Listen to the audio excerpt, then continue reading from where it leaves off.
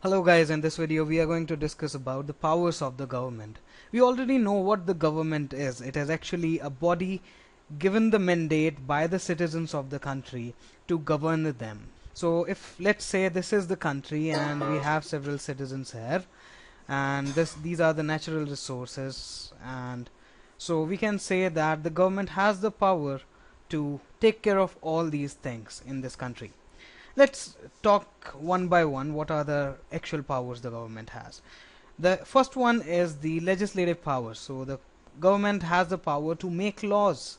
It can make the laws, it can make the rules to govern the people. It can tell the people what you should do and what you should not do, and in what ways you should do the work. It can also amend the constitution. That is, if people say that this is the way, okay, this is the way that we should be governed, these are the rules, okay, so the government has the power to change these rules. It can say, okay, I'm not obeying these particular laws and we are giving certain new laws and we'll get governed by all these things. And the other ones are the executive powers. The executive powers of the government means it can maintain the police, it can issue the licenses, it can own the land of the country. Now what does these things mean? Keeping the police simply means that it can keep the check of whatever laws they are making. It can keep the check to prevent and to make the law and order situation. The other thing is to issue the licenses. It can issue the licenses like marriage license or a divorce license, a death certificate, or could be a birth certificate. It can lead to the licenses like your transport licenses or your business licenses, and any kind of licenses or authority or the certificates are the mandate of the government.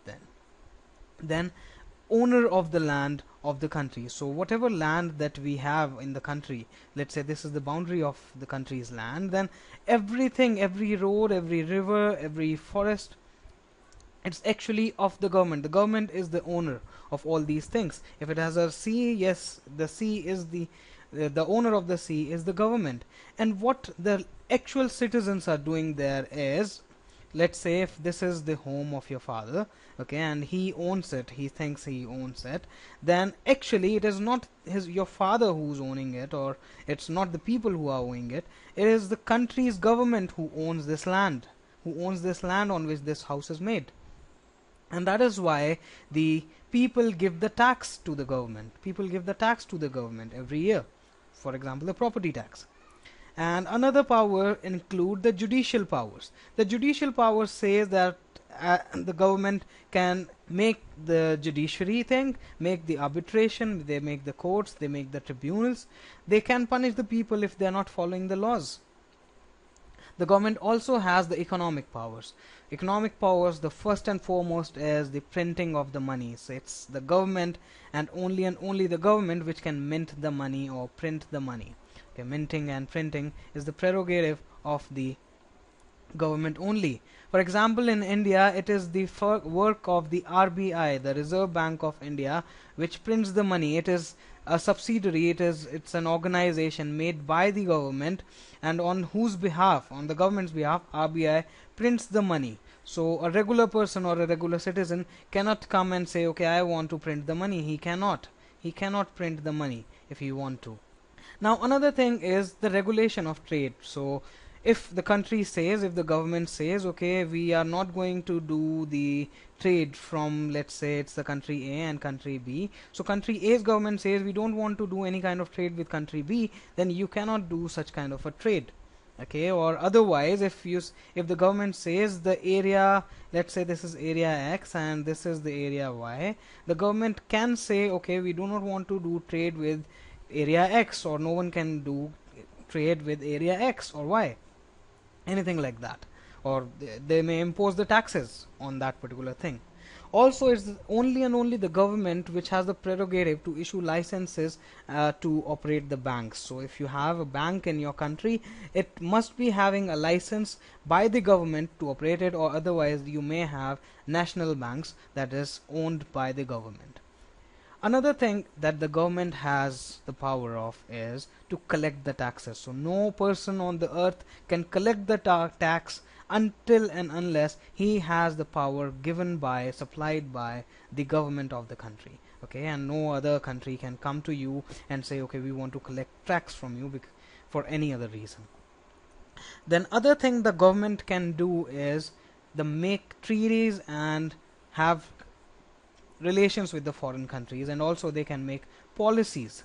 They can make policies, the foreign policies. So it's only and only the prerogative of the government. So you cannot say that, okay, I want to keep relations with, let's say, it's country A and country B.